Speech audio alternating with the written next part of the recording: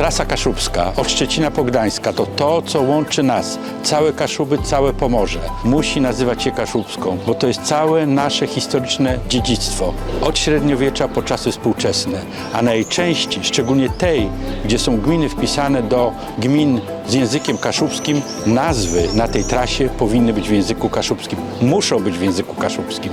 Tak jest nasze oczekiwanie, tak oczekują tego i mieszkańcy naszych kaszubskich, pomorskich gmin, ale także i obywatele Rzeczpospolitej. To jedno wspólne, wielkie dziedzictwo. Podczas tegorocznego Dnia Jedności Kaszubów w Kolbudach postawiłem ponownie kwestię, aby modernizowana i zamieniana w drogę ekspresową trasa S6 od Szczecina do Gdyni nosiła oficjalnie nazwę Trasa Kaszubska. Via Kasubia. To moje przypomnienie spotkało się z ogromnym aplauzem. Chodziło o to, aby mieć dodatkowy argument w tej, jak to mówimy, Kaszubie wiotce, czyli bitwie, o to, aby w ten sposób zaakcentowano nierozerwalny związek Kaszubów z całym Pomorzem, od Szczecina do Gdyni. Jeden z najwybitniejszych historyków kaszubskich i polskich, znakomity mediewista, profesor Gerard Labuda powiedział: całe Pomorze, od Odry po Gdańsk, to były Kaszuby.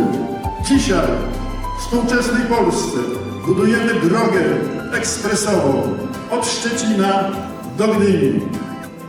Kawałek tej drogi już zwyczajowo jest nazywany trasą kaszubską.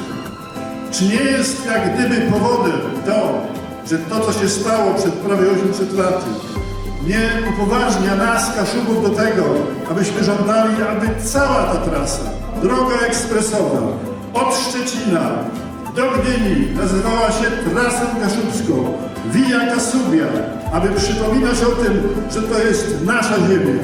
Dla nas, dla Kaszubów, to jest sprawa oczywista. Wydaje mi się, że również dla innych mieszkańców Pomorza.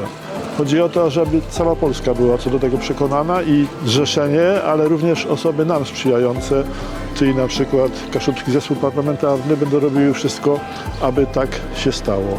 Via Kasubia od Szczecina do Gdańska. Dziękuję bardzo.